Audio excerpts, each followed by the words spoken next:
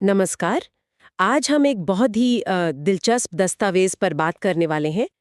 इसका शीर्षक है मुंबई हमलों पर शैक्षिक पटकथा प्रस्ताव से लिए गए अंश। असल में ये अपने आप में पूरी कहानी नहीं है, बल्कि मुझे लगता है ये किसी बातचीत का, किसी संवाद का एक हिस्सा है। हाँ, ऐसा ही लगता है।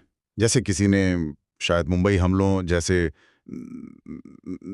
संवेदनशील विषय पर कोई वीडियो सामग्री बनाने को कहा हो। और ये स्रोत उसी का जवाब दे रहा है। बिल्कुल, और जवाब भी काफी सोचा समझा हुआ सा लगता है। तो आज हमारी कोशिश क्या रहेगी?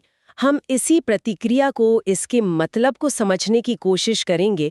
ये देखेंगे कि भई हिंसक या ऐसी संवेदनशील ऐतिहासिक घटनाओं को शैक्षिक सामग्री में कैसे पेश किया जाए। हाँ, खासकर जब नैतिक जिम्मेदारियों का सवाल जुड़ा हो। सही, तो ये स्रोत इस बारे में क्या इशारे देता है? चलिए जरा इसे खोल कर देखते हैं, इसकी परतों को समझते हैं। तो पहली चीज जो एकदम से ध्यान खींचती है, वो है एक तरह का इनकार, साफ इनकार। स्रोत कहता है कि वो वास्तविक हिंसक घटनाओं या हमलों को दिखाने वाले वीडियो नहीं बना सकता। ये तो काफी मजबूत स्टैंड है। हाँ, है तो। इसके पीछे क्या वजह हो सकती है? क्या सिर्फ ग्राफिक होने से परहेज है या कुछ और बात है? ये वाकई एक अहम नुक्ता है। स्रोत का ये कहना कि मैं वास्तविक हिंसक घटनाओं या हमलों को शामिल करने वाले वीडियो नहीं बना सकता, ये कोई महज पसंद नापसंद का मामला नहीं लगता। ये असल में तथ्यात्मक जानकारी देने और ग्राफिक चित्रण हिंसा को सीधे दिखाने के बीच एक बहुत ही साफ लाइन खींच रहा है। अच्छा, जानकारी देना ठीक है, पर उसे दिखाने का जो तरीका है वो आपत्तिजनक हो सकता है। बिल्कुल।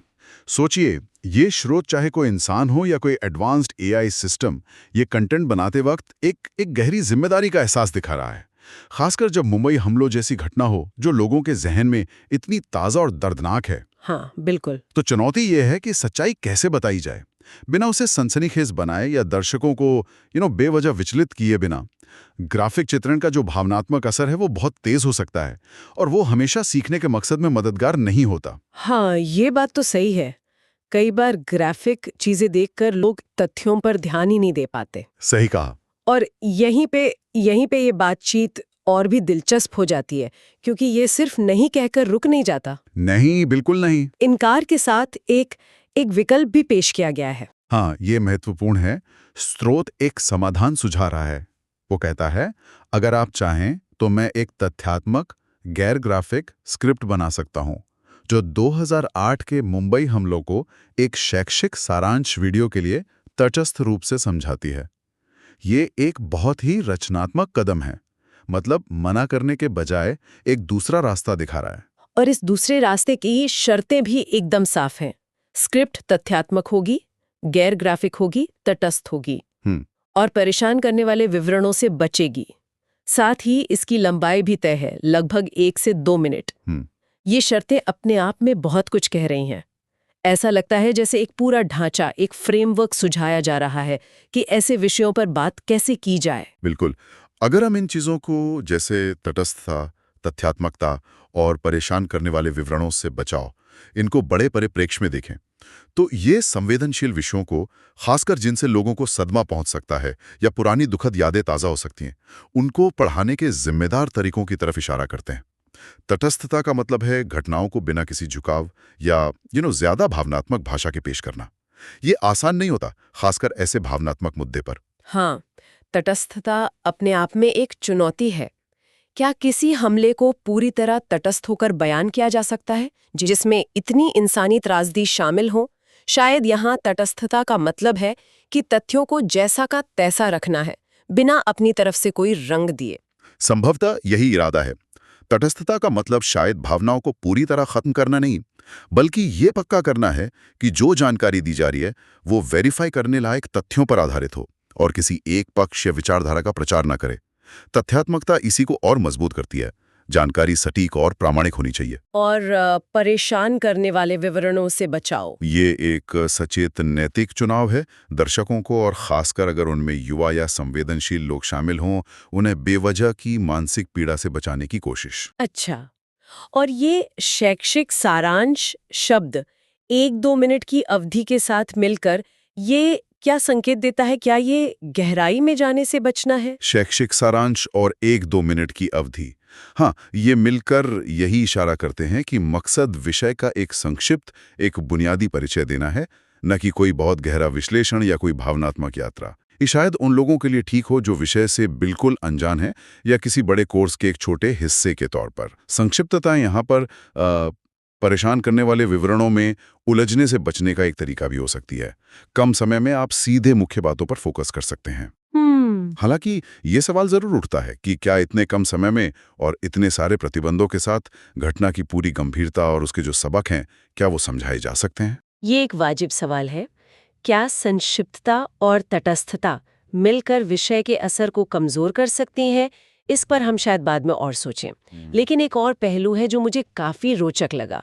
स्रोत ये स्क्रिप्ट इसलिए दे रहा है ताकि अनुरोध करने वाला व्यक्ति अपना वीडियो बना सके। साफ लिखा है, यह स्क्रिप्ट परेशान करने वाली विवरणों से बचेगी और इसका उपयोग आप अपना वीडियो बनाने के लिए कर सकते हैं। हाँ, ये केक बनाने की विधि वाली बात काफी दिलचस्प है। मतलब ये स्रोत खुद वीडियो बनाने की जिम्मेदारी नहीं ले रहा, नहीं, बल्कि एक टूल, एक आधार मुहैया करा रहा है। इसके कई पहलू हो सकते हैं सोचने वाले। जैसे कि क्या ये सिर्फ अपनी जिम्मेदारी से बचना है या इसका कोई सकारात्मक पहलू भी है? देखिए, दोनों बातें हो सकती हैं। एक तरफ ये ग्राफिक कंटेंट बनाने की जो नैतिक और शायद कानूनी जिम्मेदारी है, उससे बचने का एक तरीका हो सकता है। स्रोत अपनी सीमाओं में रहना चाहता है। लेकिन दूसरी तरफ ये उपयोगकर्ता को एक तरह से सशक्त भी बनाता है। उन्हें अपनी ज़रूरत, अपने दर्शक वर्ग जैसे छात्र हैं, वयस्क हैं, कोई खास समुदाय है, और अपने शैक्षिक लक्ष्यों के हिसाब से स्क्रिप्ट को ढालने और विजुअल प्रस्तुति तय करने की आज़ादी मिलती है। अच्छा, मतलब उपयोगकर्ता ये तय कर सकता है कि कौन सी तस्वीरें या ग्राफिक्स इस्तेमाल करनी है, अगर करनी है तो। संगीत कैसा होगा, आवाज़ का लहजा क्या होगा, उनको अंतिम उत्पाद पर ज़्यादा कंट्रोल मिलता है। बिल्कुल।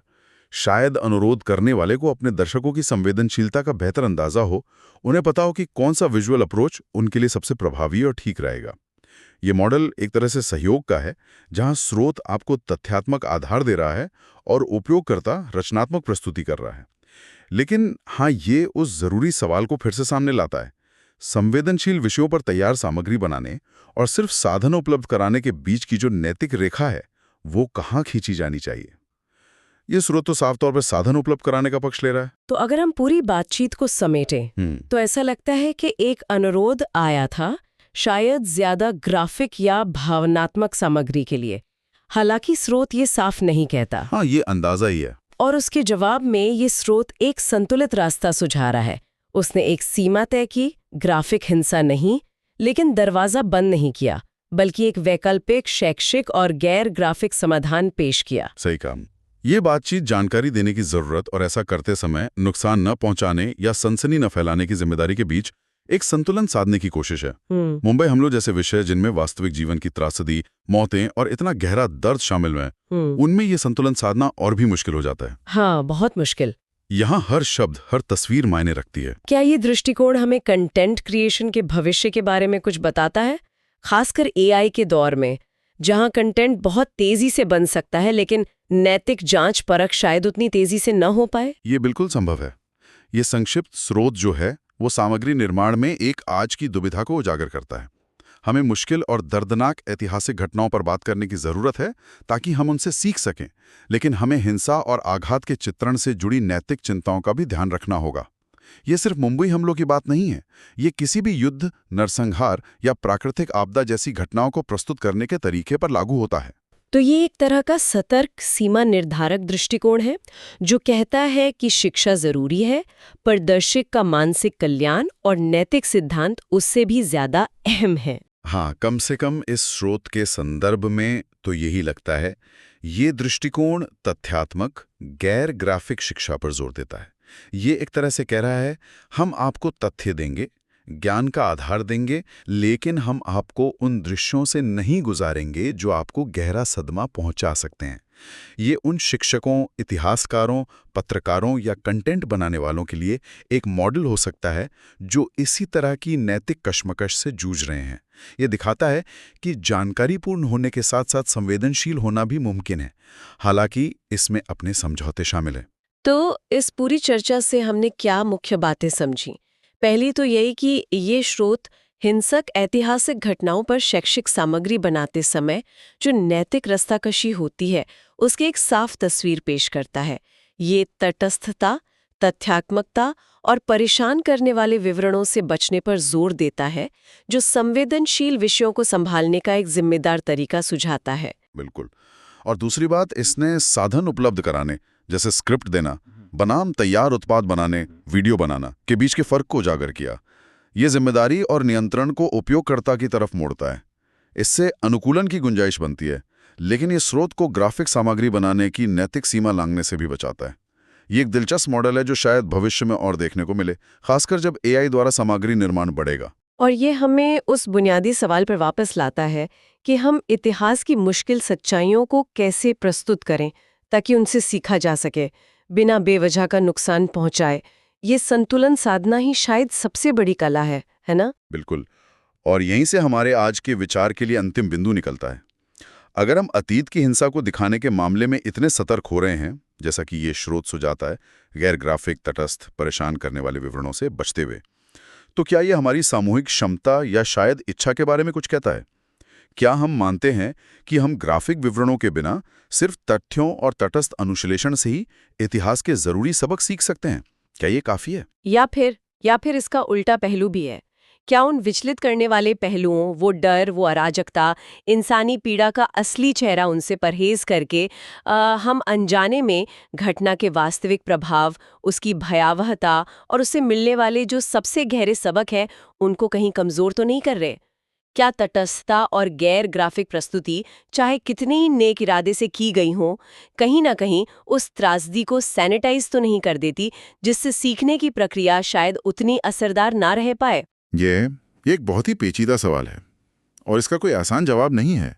शायद जवाब कहीं बीच में है, या शायद ये संदर्भ पर निर्भर करता है कि दर्शक कौन है, शैक्षिक उद्देश्य क्या है और किस तरह की समझ पैदा करने की कोशिश की जा रही है।